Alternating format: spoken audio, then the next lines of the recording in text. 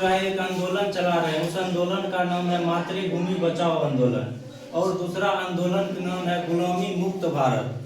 तो आप लोगों को जो पता होगा कि हम एक आंदोलन चला रहे हैं गुलामी मुक्त भारत। तो इस आंदोलन का जो मतलब है गुलामी मुक्त भारत का मतलब पहले हम आपको समझाते हैं। सभी लोगों को पता होगा कि भारत पहले गुलाम था, गुलामी से कब आजाद हुआ? 1947 को, 15 अगस्त 1947 को। और ये आजादी दिलवाने में एक आदमी ने नहीं बल्कि बहुत सारे महापुरुषों ने अपनी जान की आहुतियां दिए, जिसमें से 7,32,780 क्रांतिकारी मारे गए। कितना क्रांतिकारी मारे गए? 7,32,780 क्रांतिकारी मारे गए। लेकिन जब यह देश आजाद हुआ तो आजादी करवाने वाले जितना भी क्रांतिकारी लोग थे, उनमें से सुभाष चंद्र बोस, भगत सिंह, रानी लक्ष्मीबाई, तात्या टोपे और न जाने बहुत सारे लोग थे, सुखदेव, राजगुरु, महात्मा गांधी जी, जवाहरलाल नेहरू जी, बहुत सारे लोग थे।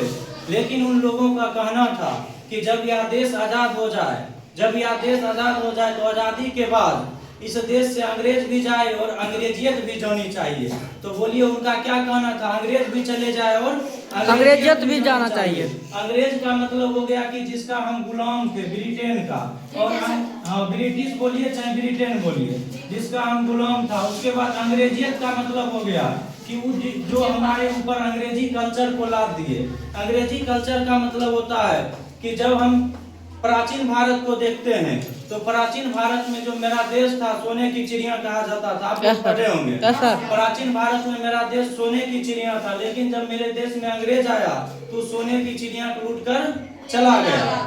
तो जब सोने की चिड़िया को लूट कर चला गया तो महापुरुषों ने जो सपना देते कि जब यह देश आजाद होगा तो आजादी के बाद मेरा देश पुनः सोने की चिड़िया बनेगा। और इस आजादी में जो निचले तबके के लोग, जो मिडिल क्लास के लोग, जो गरीब, भ्रष्टाचार से जो पीड़ित थे, वे सभी लोग, किसान, सभी मजदूर क्लास के लोगों को लगा कि हम आजाद होंगे तो हम खुशहाल जीवन जिएंगे। लेकिन यह देश तो आजाद हो गया, लेकिन पूर्ण रूपेण स्वतंत्रता नहीं मिला।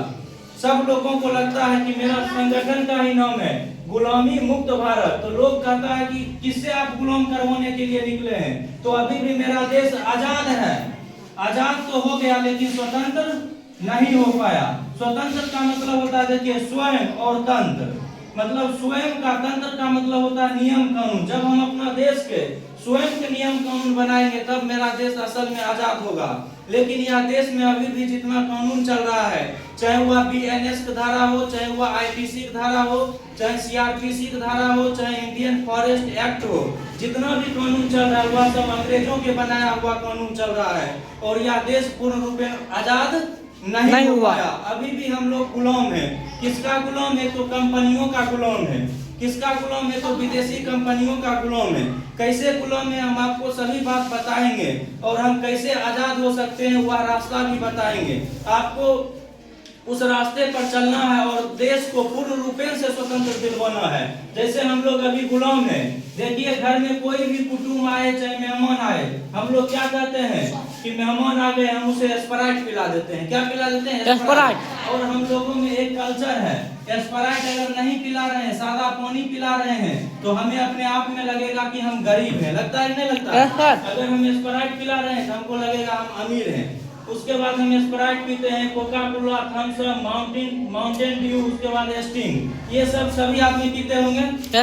लेकिन ये सब जो है अंग्रेजों के द्वारा बनाया गया। ये जो है एक कंपनी है, कोका कोला कंपनी। ये कंपनी बनाती है, जो अमेरिका का कंपनी है, USA कंपनी है, ये कंपनी बनाती है। और जब हम ये स्प्राइट पीते हैं तो कम से कम बताइए कितना रुपया में स्प्राइट मिलता है? कम से कम, उससे भी कम, 25 रुपया। जो आप 25 रुपया के स्प्राइट पीते हैं, उस स्प्राइट को बनाने में मात्र 4 से 5 रुपया लगता है। आप सोचिए आप कितना रुपया एक्स्ट्रा दे रहे हैं? 20 रुपया। 20 रुपया। रुपया कहाँ जा रहा है? भारत में रह रहा है या विदेश जा रहा है? विदेश जा रहा है। तो हम सही कर रहे हैं या गलत कर रहे हैं? गलत कर रहे हैं। अगर हम चाहते हैं कि यह देश पुनः सोने की चिड़िया बने, हम Sprite, Coca Cola, Thums Up ये पीना क्या करेंगे? बंद करेंगे। कर देंगे। क्यों बंद करेंगे? तो सुनिए, क्योंकि ये स्प्राइट की कंपनी बहुत बड़ा कंपनी है। हम इससे डायरेक्ट लड़ नहीं सकते हैं। लड़ेंगे तो ये क्या करेगा? कार्रवाई करेगा, और इस कार्रवाई में मेरे साथ वह कुछ भी कर सकता है। हम आपको एग्जांपल देते हैं। आप तो अभी 7 क्लास में, जब आप 9th में जाइएगा तो 9th का पहला चैप्टर पॉलिटिक है, लोकतंत्र का क्रमिक विकास। उसमें एक व्यक्ति है, उसका नाम है साल्वाडोर आयेंदे। ये साल्वाडोर आयेंदे जो है वो चिली के राष्ट्रपति थे। कौन राष्ट्रपति थे?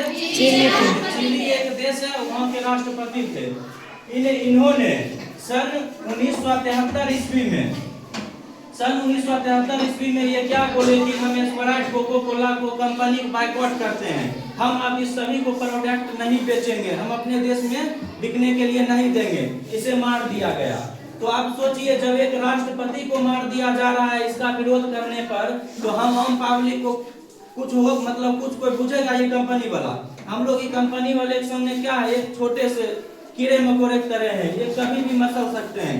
इसीलिए हमें डायरेक्ट इनसे लड़ाई नहीं लड़ना है, हमें इसके डिमांड को खत्म करना है। आप सोचिए, ये स्प्राइट की कंपनी है, ये कंपनी में तब स्प्राइट बिकेगा जब हम लोग पिएंगे। पीना बंद कर देंगे, क्या ये कंपनी बनाएगी? No sir. बनाएगी। तो हम क्या ये सब पीना छोड़ेंगे या पीते रहेंगे? पीना छोड़ेंगे, छोड़ देंगे। क्योंकि और हम आपको बताते हैं, Sprite, Coca Cola, Thums Up जो बनता है वह बनने की क्रिया हम बताते हैं। इस चीज को बनने में क्या क्या चीज लगता है। देखिए, स्प्राइट, कोको कोला ये सब जो बनता है, इस सब में जो होता है मेलाथियन, एंडोसल्फान, डीडीटी, लिंडेन, क्लोरीपाइरिफॉस, ये सब चीज इसमें मिला होता है। और ये जो है लिंडेन के मात्र 40 ग्राम समझते हैं, बहुत छोटा मात्रा। 40 ग्राम अगर कोई महिलाएं अगर इसका सेवन करेगी तो वह महिलाएं बांझपन का शिकार हो जाएगी। आप सोचिए कितना खतरनाक है। कोई भी अगर महिलाएं या पुरुष भी अगर अत्यधिक ये सेवन करेगा तो वह बांझपन के शिकार हो जाएगा। और समाज में आप देखते होंगे कि जो बांझ महिलाएं, बांझ का मतलब क्या होता है? जो महिलाएं बच्चे को जन्म नहीं दे सकती है, जो महिलाएं गर्भ धारण नहीं कर सकती है। आप सोचिए, जिस समाज में महिलाएं गर्भ धारण नहीं करती है, उस समाज में उस महिलाओं के साथ क्या सही व्यवहार किया जाता है या प्रताड़ित किया जाता है? प्रताड़ित किया जाता है। इसीलिए हम आपसे ये दरखास्त और रिक्वेस्ट करने के लिए आए हैं, आग्रह करने के लिए आए हैं। न तो हम आपको 1 रुपया लेने के लिए आए हैं, न आपको 1 रुपया देने के लिए आए हैं, लेकिन हम आज जो कर रहे हैं वह देश के लिए कर रहे हैं। क्योंकि जब आप आगे पढ़िएगा तब आपको देश के प्रति लगाव होगा, और देश को जानिएगा तो और लगाव होगा। तो हम आपको कहना चाहते हैं, आज से आप लोग शपथ लीजिए, Sprite, Coca Cola, Thums Up, Mountain Dew और स्टिंग ये सब नहीं पिएंगे। क्योंकि ये सब पीने से, और एक बात है, ये सब जब पीजिएगा तो कम उम्र में ही क्या हो जाता है, बूढ़ेपन का शिकार हो जाइएगा। उम्र रहेगा 30 साल, लगेगा ये हो गया है 50 साल का।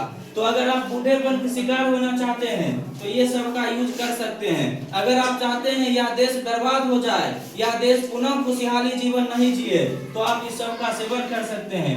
अगर आप इस देश के सच्चे व्यक्ति हैं, सच्चे नागरिक हैं, और आप चाह रहे हैं कि यह देश आगे उन्नति करे और आने वाला पीढ़ी इस देश में खुशहाल जीवन जिए, तो आपको ये सब क्या करना है? बंद कर देना। जब आप छोड़ दीजिएगा पीना तो जहाँ से ये बंद कर आता है वहाँ से आना बंद हो जाएगा। और देखिए, जो आप पीते हैं ये एक और मीठा वाला होता है जिसे मैंगो जूस कहा जाता है। Yes sir. उसे और माजा कहा जाता है। लेकिन आप याद रखिए, वो माजा में जो है, आप मान चलिए आप आधा केजी चीनी खा लीजिए, तो आपके साथ क्या होगा? चीनी खाने के बाद दुनिया में 3 व्हाइट चीज, व्हाइट का मतलब उजला या सफेद, दुनिया में 3 सफेद चीज है जो सबसे खतरनाक है। पहला सफेद चीज चीनी, दूसरा सफेद चीज मैदा, तीसरा सफेद चीज नमक।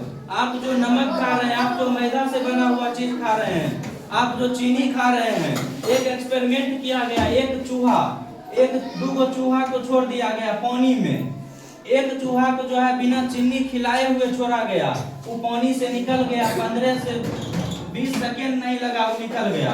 लेकिन एक चूहा को जो है चीनी खिला दिया गया, वो जो है 5 से 6 मिनट लगा दिया पानी से निकलने में, क्योंकि उसका जो याददाश्त क्षमता था, जो सेरिबेलम था, वह कमजोर पड़ गया। तो अत्यधिक चीनी जब हम सेवन करेंगे तो मेरा माइंड कमजोर हो जाएगा। इसीलिए ध्यान देना है। बहुत आदमी होता है कहेगा कि स्प्राइट हम नहीं पिएंगे, कोका कोला नहीं पिएंगे, थम्स अप नहीं पिएंगे, लेकिन मैंगो तो फायदा चीज है, मैंगो पिएंगे। तो मैंगो और अत्यधिक खतरनाक है, इसीलिए हमें ये सब चीज पीना नहीं चाहिए। तो आज आप शपथ लीजिए कि बोलिए, ये सब पीना है कि पीना खराबी है? पीना खराबी है। लेकिन एक होता है बोलने वाला, एक होता है करने वाला। अभी आप बोल दिए हैं खराबी है हम नहीं पिएंगे, लेकिन फिर बाहर निकालिएगा बोलिएगा हो बोलने, उनका काम था बोलना, बोलकर चला गया और मेरा काम है सुनकर फिर से पीना, और पीना शुरू कर दीजिएगा। इसीलिए हम लोग आप लोगों से ये रिक्वेस्ट करने के लिए आए हैं कि ये सब आज से पीना बंद कर दीजिए। और दूसरा बात है कि अगर आप लोग जा रहे हैं, देखिए क्या होता है कि पढ़ लिख कर आदमी क्या करना चाहता है, बाहर पढ़ लिख कर क्या करना चाहता है, नौकरी करना चाहता है। देखिए ये अंग्रेजों की एक साजिश है, हल्ला नहीं करना है, सुनिए, अंग्रेज की एक साजिश है। पहले हमारे देश के अंदर एक कहावत हुआ करता था, उत्तम खेती मध्यम वन। सुनिए, उत्तम खेती मध्यम वन, उसके बाद उत्तम खेती मध्यम वन, जो नौकरी करे वह कुकुर निधन है। इसका मतलब हो गया कि सबसे बेहतर जो होता था खेती करना होता था। लेकिन हमारे अभी समाज में कौन आदमी खेती करता है? मूर्ख आदमी की पढ़ा लिखा? मूर्ख आदमी। लेकिन पढ़ा लिखा आदमी खेती करना चाहिए। मान चलिए आप जॉब कर लीजिए पढ़ लिख करके, नौकरी कर लीजिए, नौकरी करने के बाद क्या नौकरी करने वाला व्यक्ति खाना नहीं खाता है? खाता है। तो खाना खाता है, क्या खाता है खाना में? अनाज। और अनाज कौन उपजाता है? किसान। तो धरती पर जो सबसे बड़ा है वह कौन है? किसान। इसीलिए हमें किसानों को भी बचाना है। किसान को हम कैसे बचाएंगे? तो बोलिए, किसान जब अनाज को उगाते हैं तो अपने खेतों में क्या डालते हैं? खाद डालते हैं। खाद के रूप में रासायनिक खाद डालते हैं। उसमें होता है यूरिया, डीएपी, पोटाश, क्लोरीपायरिक, लिंक्डेन, मेलाथियन, ये सब होता है। लेकिन जब आप आगे पढ़िएगा तो पढ़ने के बाद आपको पता चलेगा। आज आप एक बात बताइए, आप 7 क्लास में हैं, स्वपोषी और परपोषी पता है? स्वपोषी किसे कहा जाता है? जो स्वयं पर निर्भर हो। पौधा जो है वह स्वपोषी है या परपोषी है? स्वपोषी है। पौधा अपना भोजन स्वयं बनाता है या दूसरे कोई बनाता है? स्वयं बनाता है। लेकिन हम किसान हैं, आप लोग किसान के घर से हैं, तो किसान क्या करते हैं? इस स्वपोषी पौधे को भोजन बाहर से देते हैं, रासायनिक खाद बाहर से देते हैं। कहते हैं कि अगर हम खाद नहीं डालेंगे तो अनाज नहीं उगेगा। आप खुद बताइए, कोई भी पेड़ पौधा स्वपोषी है, और स्वपोषी पेड़ पौधा के लिए सूर्य के प्रकाश और जल चाहिए और नाइट्रोजन, 3 चीज चाहिए। तीनों चीज मिलेगा पौधा स्वयं खाना बनाएगा। पौधा को बाहर से कुछ नहीं चाहिए। लेकिन हम किसानों को पता नहीं है, इसीलिए आपको घर में जो आपके पिताजी हैं, माताजी हैं, जो किसानी करते हैं, उन्हें बताना है कि आप अपने खेतों में रासायनिक खाद नहीं डालिए, तब पर भी उत्पादन होगा। तो वो बोलेंगे कि कैसे उत्पादन होगा, ये गलत बात है, कोई भी बताया गलत बताया। तो आपको ये बात बताना है कि आप रासायनिक खादों को न डालकर आप गोबर वाला खाद डालिए। कौन खाद डालिए? गोबर वाला। और जब आप गोबर वाला खाद डालने का हम तरीका भी बताते हैं कैसे डलवाना है। वहाँ 1 बीघा खेती में जाकर घर पर बताना है। आपको जो बताना था हम बता दिए, आपको ये सब चीज का यूज नहीं करना है। अब आपके परिवार के बारे में बताते हैं, आपके फैमिली में जो किसान जो खेती करते हैं उनके बारे में बताते हैं। जाना है और उन्हें बोलना है कि आप गोबर और गौमूत्र पर खेती करिए, गोबर और गौमूत्र आधारित खेती करिए। मान चलिए किसी के घर में 1 बीघा खेती होता है, बोलिए 1 बीघा में कितना कट्ठा होता है? 20 कट्ठा। तो आप जाकर पहले घर पर पूछिएगा माता पिता से कि 20 कट्ठा में कितना रुपया खर्च होता है खाद में? तो बोलेंगे 7 से 8 हजार रुपया खर्च होता है। आप बोलिएगा मेरे पास एक जादू है, मात्र 2000 रुपया में हम इतना बड़ा खेती करवा देंगे। तो पूछेंगे बोलो जादू, तो आपको बोलना है जादू में कि 15 केजी गौमूत्र लेना है। कितना केजी? गौमूत्र। 15 केजी लेना है गोबर, 1 केजी लेना है मिट्टी आपको वहाँ से लेना है जहाँ कभी खाद का प्रयोग नहीं किया गया। 1 केजी आपको लेना है बेसन का मतलब क्या होता है? किसी भी दाल का पिसा हुआ रूप को हम कहते हैं बेसन। बोलिए 15 केजी गोबर, 15 केजी गौ का मूत्र, गाय का गोबर, गाय का मूत्र, 1 केजी मिट्टी, 1 केजी बेसन। उसके बाद आपको लेना 1 केजी शक्कर। ये सब को मिला दीजिए, मिलाकर 10 से 15 दिन आपको छाया में रख देना है, धूप नहीं पड़ने देना है। उसके बाद खाद बनकर तैयार हो गया, आप खेत में डालिए। हर एक 21 दिन 22 दिन में पानी पटाया जाता है, आप इसी तरह बनाकर डालिए। आपका खेत भी शुद्ध हो जाएगा और मातृभूमि भी बंजर से बच जाएगी। आप खुद कल्पना करिए, आपकी माँ रूठ गई है तो आप मर जाइएगा या जीवित रहिएगा? जीवित जीवित रहिएगा। लेकिन ये मातृभूमि जब रूठ जाएगी तो हम जीवित रहेंगे या मर जाएंगे? मर जाएंगे। हम ही नहीं मरेंगे बल्कि ये समस्त जीव जंतु सब मर जाएगा। इसीलिए हमें मातृभूमि को बचा कर रखना है। और मातृभूमि कैसे बचेगा? जब हम रासायनिक खादों का प्रयोग करेंगे, बंद करेंगे। खेतों में नहीं करेंगे। तो आपको बस दो काम करना है। एक तो ये खाद की प्रक्रिया अपने घरों पर माता पिता को बताना है, और एक ये प्रक्रिया में आपको ये सब चीज को यूज नहीं करना है। तो बोलिए आप लोग एक सहमत हैं? Yes sir. और ये दोनों जब काम करेंगे तो मेरा देश पुनः समृद्धशाली बनेगा और खुशहाल होगा। क्योंकि देखिए क्या होता है, पढ़े लिखे आदमी सिर्फ रोजगार चाहिए, रोजगार के अलावा उसे कुछ नहीं दिखता है। लेकिन शिक्षा के बारे में कहा जाता है education is the best powerful weapon in the world. अगर दुनिया में मान चलिए मेरे पास एक हथियार है, यहाँ हजारों आदमी है, उस हथियार में मात्र 20 से 25 मैगजीन है, गोली है, हम फायर कर सकते हैं। मुश्किल से मुश्किल हम 25 लोग को मार सकते हैं, 50 लोग को मार सकते हैं। लेकिन पढ़े लिखे आदमी करोड़ों आदमी झुका सकता है। जैसे एपीजे अब्दुल कलाम अखबार बेचते बेचते कहाँ चल गए? राष्ट्रपति बन गए। तो बोलिए ये शिक्षित लोग क्या गोली बंदूक चलाने वाला लोग जितना आदमी झुका सकता है डरा करके, क्या उससे ये ज्यादा झुका सकते हैं या नहीं झुका सकते हैं? बाबा साहब भीमराव अम्बेडकर, जिसे खाने के लिए अनाज नहीं था लेकिन शिक्षा ग्रहण करके आज दुनिया में उन्हें पूजा जाता है या नहीं पूजा जाता है? Yes sir. इसीलिए हमें शिक्षा ग्रहण करना है। और सिर्फ शिक्षा का मतलब ये नहीं है कि हम शिक्षा ग्रहण करके रोजगार प्राप्त कर लिए। शिक्षा का मतलब ये होना चाहिए कि हम शिक्षित हो करके अपने समाज के लिए काम कर रहे हैं, अपने राष्ट्र के लिए काम कर रहे हैं, अपना देश को आगे उन्नति करवाने के लिए काम कर रहे हैं। अगर हम शिक्षित होकर सिर्फ जॉब करेंगे, नौकरी करेंगे, हम किसी नौकर बनकर रह जाएंगे। इसीलिए ध्यान रखना है, हम पढ़ेंगे लिखेंगे जॉब करेंगे, लेकिन जॉब करने के अलावा हम कुछ समय निकाल करके इस मातृभूमि के लिए चर्चा करेंगे, राष्ट्र के लिए चर्चा करेंगे, समाज के आगे बढ़ाने के लिए चर्चा करेंगे। लेकिन आपको समाज में बहुत सारे लोग मिलेंगे जो जॉब कर रहे हैं लेकिन समाज के बारे में सोच नहीं रहे हैं। इसीलिए आप लोगों को स्वार्थ से उठकर समाज देश राष्ट्र के बारे में सोचना है। तो हम अंत में कहना चाहते हैं जय हिंद जय भारत। तो आप लोग जरूर से जरूर ये चीज की यूज करना छोड़ दीजिएगा। फिर आएंगे कभी तो ये पूछेंगे क्या आप लोग यूज कर रहे हैं या छोड़ दिए हैं? हाँ, यूज करना छोड़ देना है। तो चलिए